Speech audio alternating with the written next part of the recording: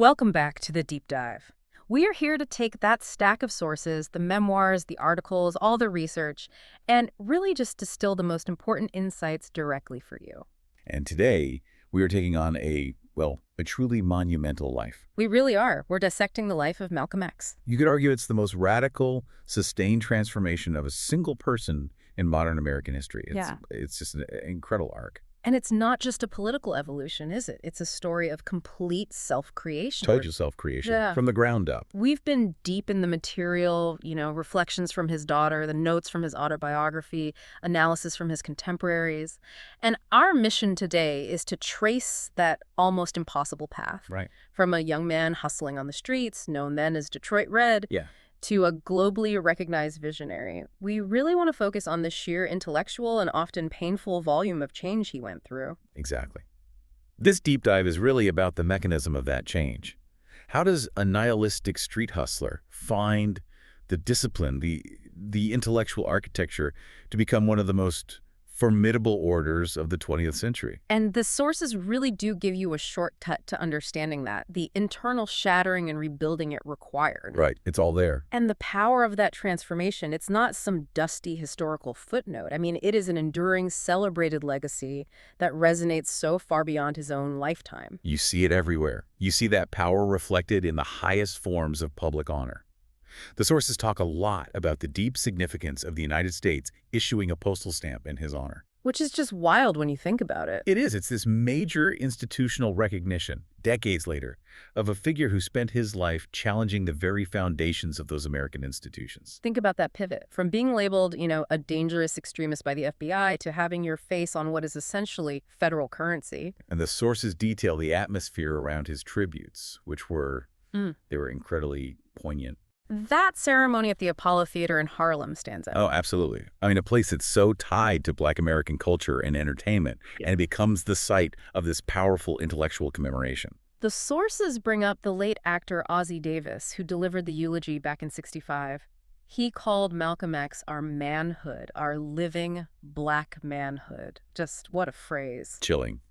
And then decades later, Davis is standing on that same stage for the commemorative stamp, and he describes that stamp as America's stamp of approval. A stamp of approval. It signals this national acknowledgement, however late it was, of the integrity and the sheer power of his message. It's the ultimate validation, really. It shows that even the most radical voices, through time and the undeniable potency of their truth, can become, well, if not respectable, at least acknowledged as essential. Right. Another leader, Randall Robinson, he really captured it. He said, "We owe Malcolm X, where we have now the very possibility of courage, and the wisdom to search for our history before the Atlantic slave trade." He didn't just advocate for change, he gave people a framework to demand their own dignity. Which is what makes his life so fascinating for you, the learner. It wasn't this slow, steady progression. It was defined by these constant, radical, almost violent shifts in perspective. Yeah, it's a story of endless aha moments where his entire worldview just shatters and then immediately reforms. It's compelling for anyone interested in intellectual and moral courage. And to really understand that courage, you have to understand the depth of the trauma that came before it. Right. That journey begins in this crucible of instability and systemic injustice. So let's unpack that. Section 1. The foundations of his rage and his resolve. When you dive into those early years, the sources just immediately paint a picture of this profoundly unstable family environment, and not because of internal problems, but because of this relentless, lethal external pressure. Yes. There were pockets of joy, sure, but they existed against this constant backdrop of imminent violence. That external pressure was everything. His father, Earl Little, was a formidable presence. Absolutely. The sources describe him as a big 6'4", very Black man, a Baptist preacher, which gave him a platform, but more importantly, he was a fervent devotee of Marcus Garvey. An organizer for the Universal Negro Improvement Association. And that Black nationalist philosophy was everything. Let's just pause on Garveyism for a second, because that ideology really does set the stage for everything that follows. It wasn't just politics. It was a way of life that carried immense danger. Immense. I mean, Garveyism preached Black economic independence, racial pride, and most famously, the idea that Negroes should return to their African homeland. And for his father, Earl Little, This meant traveling constantly, preaching this message, and actively organizing communities to resist subjugation. In the 1920s and 30s Midwest, that wasn't just stirring the pot, it was radical provocation. It put a massive target on his back. And this wasn't some abstract political violence, was it? The sources show this was personal, generational trauma. Deeply personal. Earl Little was surrounded by death, tied to his race and activism. He had 6 brothers. And 3 of them. 3 of them, by Malcolm's own account, were killed by white men. 1 was explicitly lynched. So when you absorb that fact, it becomes crystal clear why the Little family was just steeped in an expectation of violence. It was their lived reality. So when Earl Little himself died in 1931, run over by a streetcar, officially ruled an accident, the entire family, and Malcolm especially, long believed he died at the white man's hands. And that history cemented this chilling belief in young Malcolm. He said, I too will die by violence. It wasn't paranoia. It was just a statistical expectation based on what happened to his family. The immediate conflict that led up to the father's death was this harassment from a local hate group called the Black Legion. Yeah, not the KKK, but similar. They wore black robes instead of white, but their mission was identical. Yeah. Terrorize black families who were trying to achieve any kind of independence. And they went after Earl Little relentlessly for spreading unrest and dissension with his Garveyism. But it's telling that they also targeted him for trying to open a store. Exactly. Any move towards self-sufficiency was seen as being uppity, as a direct threat to the established racial order. So they burned down their house. The first one, yes, and the family had to keep moving. Then, after Earl Little's death, the family just plunged into this grinding poverty. His income was gone, the structure just collapsed. They moved out to the country, became incredibly resourceful, raising their own food, trying to hold on to their land. But that resourcefulness can only do so much. The image the sources use to convey their poverty is it's heartbreakingly famous. That they would eat the whole out of a donut. It just perfectly captures that lack of substance, that gnawing hunger that defined those years. And despite the kids' efforts and the mother's frantic attempts to maintain her dignity, the system started to erode the family's foundation, specifically targeting Louise Little, Malcolm's mother. She was lighter-skinned, highly educated, spoke French. And she desperately sought work, any work, housework, sewing, to feed 8 children. But the moment people found out she was not only Negro, but the widow of the outspoken Earl Little, she was often fired on the spot. It's a relentless cycle of being cut down right when you need help the most. And this is where the state, which is supposed to help, becomes the vehicle for her degradation. This is a really important detail the sources emphasize. The welfare workers. Yes. They didn't just bring aid, they brought surveillance and judgment. How did the kids see those visits? Malcolm recalled this profound alienation. He said the workers treated the family not as people, but as things that needed constant investigation. They'd come in, ask all these invasive questions, and in doing so, they just completely eroded her efforts to preserve her pride. She hated taking that charity, the cheap meat, the sacks of potatoes. Her pride was all she had left. And the sources describe her just withdrawing more and more. The psychological impact of all that failure, losing her husband, losing the house, the endless struggle, the humiliating scrutiny, it led directly to her emotional breakdown.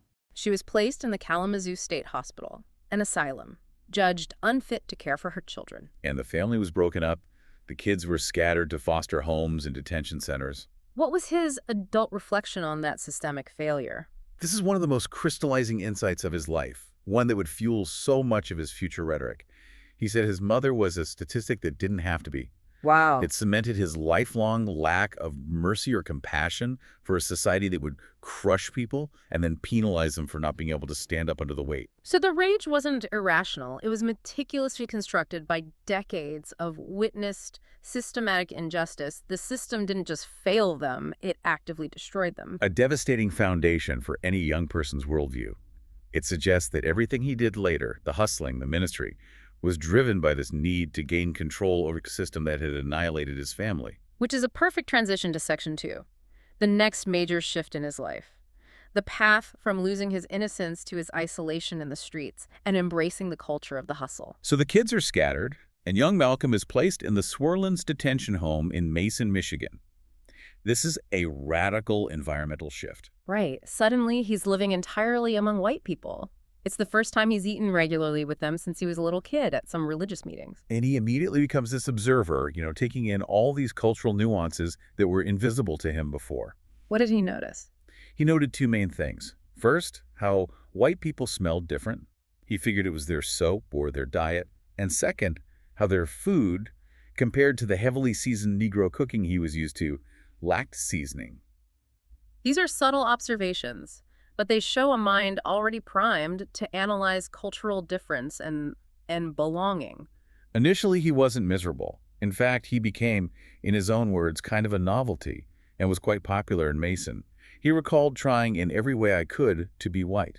He's seeking acceptance in the only world he has access to, which creates this profound internal paradox. He was bright, he was popular, a good student, but this period of trying to integrate just ends so abruptly and decisively in the 7th grade. He was academically superior, even elected class president. And he's talking about his career ambitions with his teacher, Mr. Ostrowski.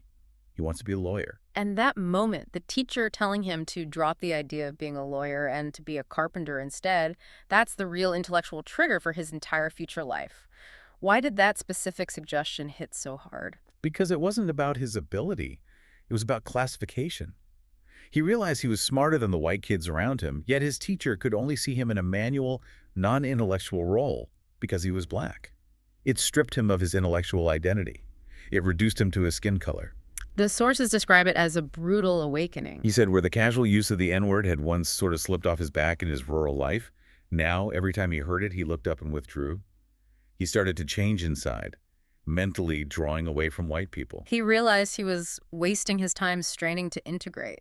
Right, because integration was clearly not going to afford him the dignity he was looking for. And this internal change makes him seek a new environment.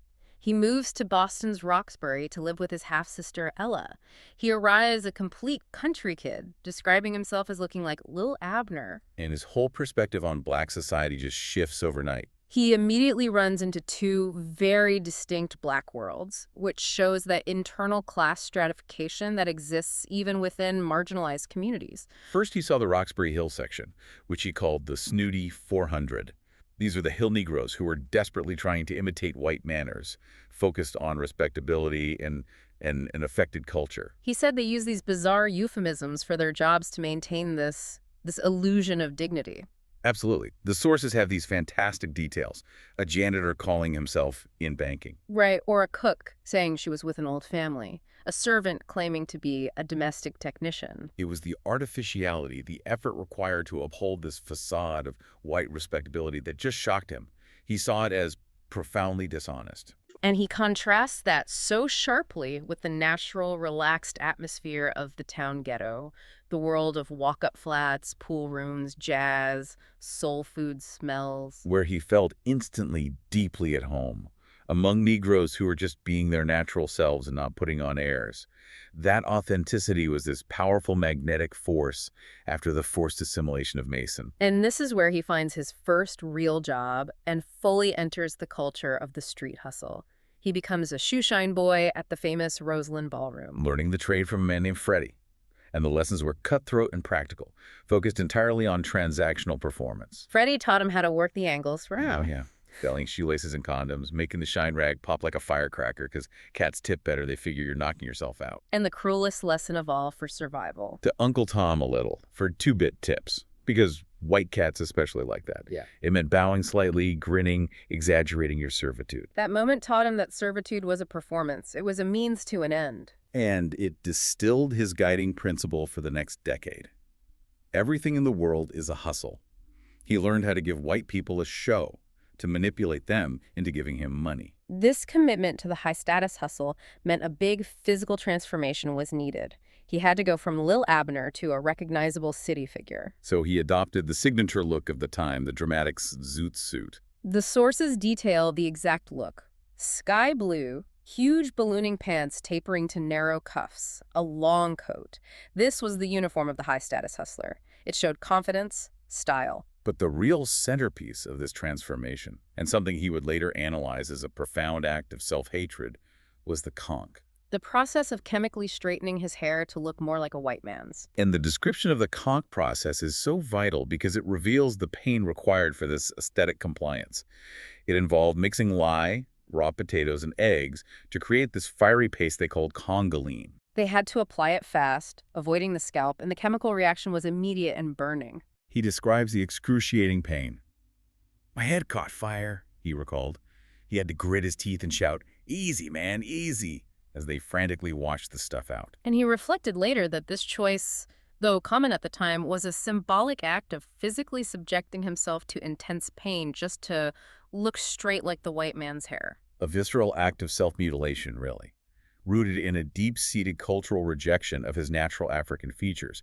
It completed his preparation for the life of the ghetto, where appearance and performance were everything. He traded his identity as a budding intellectual for the sharp, cynical Harlem Red who knew how to work the streets and understood that the world was rigged. And that cynical worldview, built on performance and exploitation, it quickly escalated. Which brings us right to Section 3, the intellectual citadel. How that like of the hustle ultimately led him to the one place he would find intellectual salvation: prison. The hustle progressed exactly as you'd predict. He moves from shoe shining and selling a little marijuana to running numbers, sniffing cocaine, small robberies in Harlem. And as the sources note, that lifestyle is just not sustainable. The system was bound to close in on him. His downfall, ironically, didn't even happen in New York. It was back in Boston, where he was caught in a high-risk burglary ring. And the sources note it involves Sophia's sister, which just shows how interconnected his personal life was with his criminal life. So his arrest leads him to Charlestown Prison. And at first, his identity as a hustler just refuses to die. Not at all. He was miserable and, as he put it, evil-tempered as a snake. He described the unsanitary conditions, the covered pail toilet, and the crushing, agonizing absence of drugs. He was detoxing hard. The level of desperation he felt paints a really grim picture of rock bottom. The sources have this bizarre story of him trying to get high. He stole a matchbox of nutmeg from the kitchen and stirred it into cold water. He said it had the kick of 3 or 4 reefers. Just trying to escape reality any way he could. But the drugs wouldn't last, and the confinement forced him to confront his mental state. But rock bottom in Charlestown also introduced him to that first spark of intellectual change. Yeah. This pivotal figure named Bimby. Bimby was the turning point. He was the first black convict Malcolm had ever known who commanded total respect with his words, not through violence or bravado. Right, Bimby was educated, articulate. And he encouraged Malcolm to pursue knowledge, use the library, take correspondence courses. He challenged Malcolm's aggressive atheism without using foul language, which made Malcolm realize his own vicious cursing attacks just sounded weak and unintelligent in comparison. The seed was planted. True power wasn't the gun or the conch. It was words and intellectual discipline. And this is what inspired his legendary self-education routine. He couldn't understand the books Bimby recommended, so he devised this incredibly intense discipline: the dictionary method. We have to spend time here because this act just fundamentally defined his transformation. He decided to copy the entire dictionary, A to Z, word for word. Why such a hard task? Why not just read? He realized 2 things had to change. First, his penmanship was, in his words, sad. He needed it to communicate with the outside world, especially with Elijah Muhammad later on. And second, and more importantly, He needed a foundational word base. By copying every single word, including the punctuation, and then reading it back aloud to himself over and over, he was performing this massive self-administered language course. this wasn't just copying, it was deep memorization. He was doing this for 3 or 4 hours a night. The sources say he was sleeping only 3 or 4 hours. When lights out came, he'd pretend to be asleep when the guard passed, then get right back up to study by the faint glow of the corridor light. The sheer discipline for someone whose life had been ruled by hedonism and instant gratification, it's just staggering. And the intellectual dividend was huge. He said after that he could finally pick up a book and read, and now begin to understand what the book was saying. It wasn't just about vocabulary, it was about building the mental architecture to absorb complex ideas. Exactly. The hustler's mind, which was great at analyzing social angles, was now armed with the vocabulary to analyze history and law. This single, dedicated act cemented his transformation from cynical street hustler to intellectual warrior. And at the same time, the spiritual awakening began, catalyzed by visits from his siblings who had joined the Nation of Islam. His brother Reginald visited him, And importantly, he used these cryptic, indirect methods that appealed directly to the hustler's mind. It made the NOI message feel exclusive, potent, like a hidden code. Reginald introduced that riddle. If a man knew every imaginable thing that there is to know, who would he be? The answer being some kind of God. And then he introduced the core NOI concepts, that God is a man, his name is Allah, and he has 360 degrees of knowledge. An infinitely powerful God who is accessible to black people. The psychological appeal must have been immediate. It provided answers and structure where his life had only known chaos and failure. It was. And interestingly, his earlier life choices also acted as this kind of unconscious preparation for Islam. Now, The sources mentioned the first pre-Islamic submission he showed was refusing the prison pork platter. He'd tell other inmates, "I don't eat pork," a practice he later realized was an unconscious submission to Muslim teaching. so giving up pork and cigarettes was an unconscious start to submission. Fulfilling the NOI idea. If you will take one step toward Allah, Allah will take 2 steps towards you. That concept of submission leads right to the core of his psychological conversion. He said the immensity of his past guilt, his identity as Satan in his own mind, prepared him to accept the teachings like a blinding light. He realized that only guilt admitted accepts truth.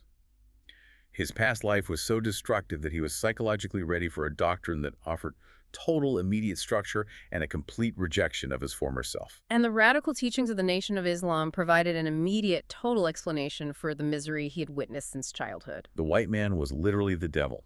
Yeah. It replaced his nihilistic despair with a rigid moral structure and a definitive enemy. The transformation, forged in solitude through books and conviction, was complete. He entered prison a cynical dope peddler and emerged an entirely new man, ready to become the voice of the Nation of Islam. And that takes us to Section 4, where the disciplined intellectual meets the street activist. So once he's out of prison and committed to the teachings of the Honorable Elijah Muhammad, the new identity, Malcolm X, is ready to be deployed. And the doctrine he embraced provided this perfect inversion of the white-centric world that had destroyed his family. The key beliefs are essential to understanding the movement's appeal. Right. The concept of the original man being the black man, the myth of Mr. Jacob creating the white devil race 6,000 years ago, and the belief that God had appeared in America as Master W.D. Fard. For Malcolm, this was definitive truth. It replaced the chaos of his youth with absolute structured certainty. The NOI's initial mission was clear: save the black man who was mentally, morally, and spiritually dead. But Malcolm's approach to recruitment conflicted with the slow, patient pace of the organization. He was an activist. He was impatient. He'd complain that the temple still had empty seats while the streets were full of black people drinking, cursing, fighting. He realized he couldn't wait for divine intervention. He had to go make it happen. He was trying to push the organization to a speed it just wasn't ready for. Mr. Muhammad gave him this great teaching, comparing the NOI to an old touring car. Right. To drive any faster would destroy the old car. When he gets a fast car, then he will drive at a fast speed. But Malcolm X was determined to build that fast car himself. And his recruitment strategy in Harlem became incredibly effective because it was so targeted, a kind of spiritual fishing for the right audience. He discovered the best audience was often found right as Christian church services were dismissing on Sundays. Why specifically target them? Because they were better conditioned for the NOI message. They were already organized, religiously inclined. But critically, he avoided the big established churches full of the bourgeois Negroes, the middle class, who were too concerned with pretense and status to associate with their little storefront temple. He was following Mr. Muhammad's instruction. Go after the black man in the mud. It's fascinating. He applied the cynical, sharp-eyed class analysis he learned as a hustler to his ministry. He knew the people most desperate for order and meaning were those at the bottom with nothing left to lose. And his street skills dovetailed perfectly with his ministry. Just as he learned to give white people a show on the trains, he learned to use shocking, undeniable rhetoric to sell the NOI's truth. His famous phrases were designed to just explode assumptions. We didn't land on Plymouth Rock, he would roar, Plymouth Rock landed on us. It's rhetoric that just cuts through centuries of obfuscation. He aggressively challenged integration, advocating for separation because, according to the doctrine, the white man would only mongrelize the black race further. He was offering a path to power through purity and self-discipline. And that discipline was a massive draw for those coming directly out of the mud. The sources stress the extreme moral rigidity of the Nation of Islam. No drugs, no tobacco, no liquor, mandatory bathing daily.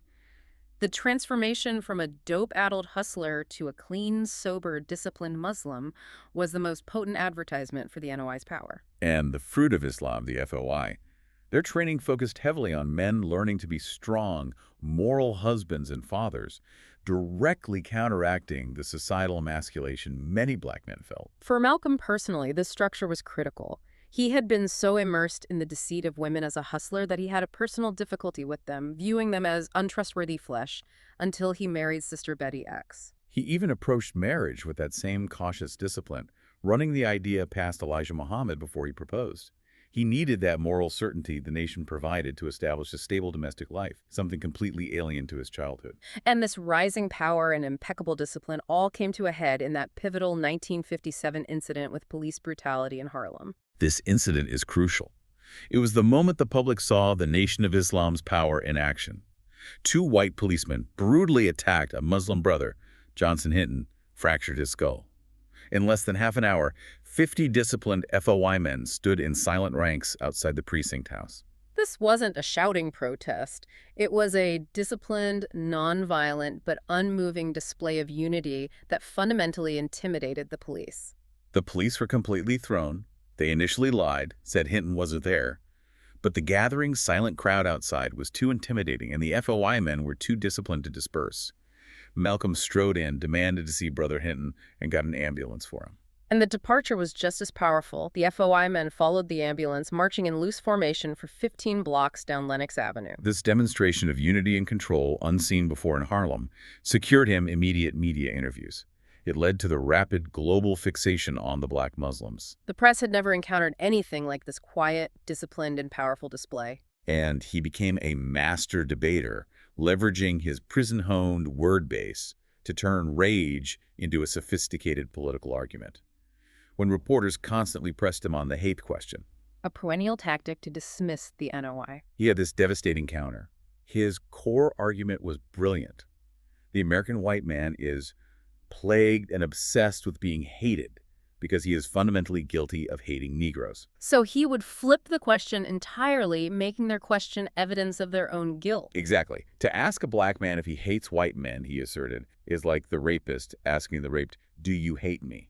It just stopped the conversation dead. He also used historical refutation brilliantly to puncture American exceptionalism. The famous example is when he said the black man couldn't get a decent factory job until Hitler and Stalin put so much pressure on America that they were forced, out of military necessity, to hire black people. He used the white man's own guilt and history against him, exposing the lack of moral foundation in any racial progress. He even dismissed the 1954 integration decision as a magical feat, arguing judges deliberately left loopholes in the phrasing so they could tell Negroes, "Hooray!" while telling whites, "Here are your loopholes, go slow."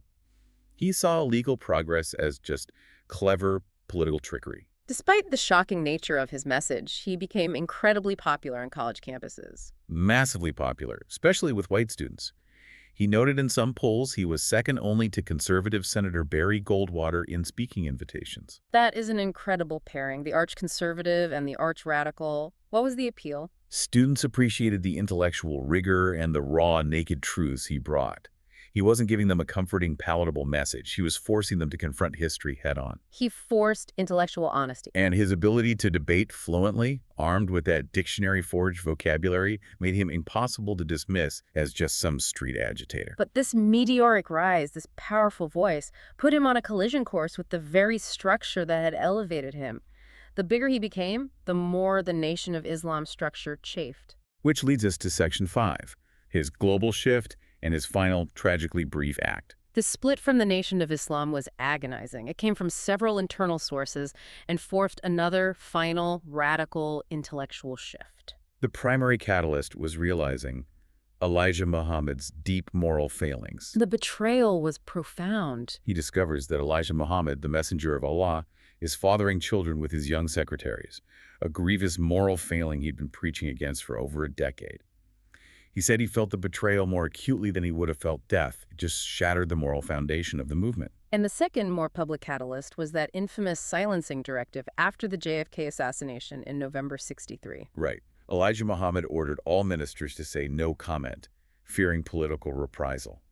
But Malcolm was pressed by a reporter and, adhering to his belief in confronting uncomfortable truth, he said what he honestly felt. And that was the devastating statement that the assassination was a case of the chickens coming home to roost. He argued that the hate and violence America had consistently allowed to strike down defenseless black people had finally cycled back and struck down the country's chief of state. This was completely unacceptable to the NOI leadership. It led to him being silenced for 90 days. And then, after the details of Mohammed's moral failings surfaced, he was suspended indefinitely and ultimately forced out. His suspension, ironically, gave him the freedom he needed for his final transformation. In April 1964, he makes the profound decision to make the Hajj, the pilgrimage to Mecca. And this spiritual journey was the single most powerful transformative event of his life. It shattered his previous monolithic race-based worldview, which was based on the doctrine of the white devil. Describe that moment of revelation in Mecca. He describes the shock, a true intellectual realignment when he saw all races, blue-eyed blondes to black-skinned Africans, in true, genuine brotherhood, praying together. They were all wearing this simple Iram cloth, making it impossible to distinguish king from peasant. That sight immediately challenged the core tenet of the NOI, that the white race was inherently evil. It did. He realized that the racial prejudice he had experienced was a uniquely American problem, institutionalized and supported by culture and law, not some universal theological necessity. This led him to write the famous Letter from Mecca, proclaiming his broadened scope, his new conviction that brotherhood could exist across racial lines if the oppressive conditions were removed. His post-NOI philosophy became so complex. He didn't abandon black nationalism, but he redefined its purpose. He maintained it as a necessary foundation to instill dignity and unity in black people, a tool for self-rehabilitation. But the ultimate objective had fundamentally shifted toward achieving honest white-black brotherhood. He founded the Organization of Afro-American Unity, the OAAU, dedicated to human rights, contrasting his militant self-defense approach with Dr. King's nonviolence. With this new global vision, he leveraged his fame into a major diplomatic tour through Africa and the Middle East. He was hailed as a symbol of militant Afro-American leadership. He used that international platform to aggressively expose American propaganda. In Ghana, he challenged the hypocrisy of white people who were friendly to African nations, not because they liked Africans, but because they wanted Africa's minerals. He famously told a white audience, "I came here to tell the truth, and if the truth condemns America, then she stands condemned." His intellectual evolution just continued right up to his death. You can see it in his interactions with sincere white people. His former doctrine was to completely reject white involvement. He recounts that story of the young blonde co-ed who flew from New England to Harlem just to ask him, "What can I do?" And his initial bitter reply, rooted in his NOI years, was nothing.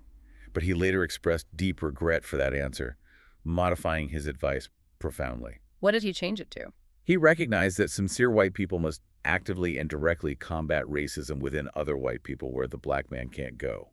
This was a critical shift. He was finally accepting the possibility of white allies, though his focus remained on black self-determination. But as he embraced this more complex, nuanced philosophy, the threats and pressure intensified dramatically, from the NOI and from external agencies. He said his nerves were shot.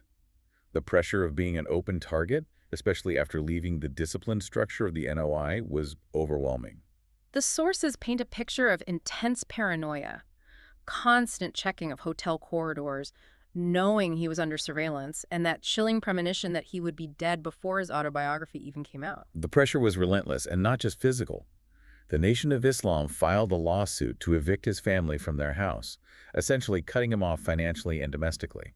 He was left scrambling. And all of this culminates on February 21st, 1965, at the Audubon Ballroom in Harlem. The sources detail the atmosphere. He walked in, trudging heavily, not with his usual light strides. He was carrying this immense weight. He'd just sat down, telling associates he was going to tell the black man not to fight himself, that the violence was part of the white man's plan. After the introduction, just as he was starting to speak, the atmosphere just exploded. The official report confirmed the horrific nature of it. He was struck instantly by a shotgun blast to the heart, followed by multiple bullet wounds as he fell. He was killed instantly. And the immediate reaction from his wife, Betty Shabazz, speaks to the atmosphere of betrayal and conspiracy. No one believed what he said. They said he did it himself. The media immediately struggled to frame his legacy. The USIA director, Carl Rowan, called him an ex-convict, ex-dope peddler who became a racial fanatic, trying to downplay his significance. Yet, despite the institutional efforts to frame him that way, the power of his transformation was undeniable. Thousands of people, black and white, filed past his open coffin, a silent, profound testament to the unsettling magnetic impact he had in just 39 years. It's a complete, radical intellectual journey that few in history can even come close to matching. Forged by trauma, sustained by constant reading, and rigorous self-discipline. What we've traced today is just an incredible trajectory. A traumatized boy hardened into a criminal known as Detroit Red. Who then used the isolation of prison and the intense discipline of reading, of copying an entire dictionary, to forge himself into one of the most powerful and feared orators of his generation. He leveraged his street savvy to build a religious movement, only to have that movement's limitations shattered by a trip abroad. Leading him to a final, truly global human rights vision that ultimately cost him his life. His legacy isn't just one of courage. It's one defined by constant critical self-assessment and the courage to change his mind dramatically when faced with new truth, even when that change put him at war with his closest allies. That intellectual honesty, the willingness to smash his own worldview, is what makes him so relevant today. And on that note, we have to end with his final profound political thought, a concept he laid out when discussing the 1964 presidential race between the Democrat Lyndon Johnson and the Republican Barry Goldwater. He refused to choose between them. Instead, he offered this stark intellectual challenge for all of us to consider about how we perceive danger and safety. He characterized the liberal Johnson as the smooth, sly fox, and the conservative Goldwater as the honestly growling wolf. This wasn't a policy endorsement, it was a psychological analysis. He said he preferred the wolf, not because Goldwater was better for black people, but because with a wolf, I had always known exactly where I stood. The danger was clear, visible, and honest. The danger of the fox, he suggested, is that we might be lulled and fooled by comforting promises, by the pretense of sympathy. Only to realize we were half digested before they even knew it was happening. The smooth, sly approach uses political comfort to disguise systemic danger. So this is the final question for you, the learner, to consider and explore on your own. In the pursuit of justice, or even just in analyzing the current political landscape, are we, then and now, prioritizing the comforting, ambiguous promises of the tricky fox over the uncomfortable but clear threat presented by the growling wolf? When does comfort become a form of profound self-delusion? That's a deep dive that keeps going long after the audio ends, forcing us to examine not just history, but our own current choices. Thank you for joining us. We'll see you next time.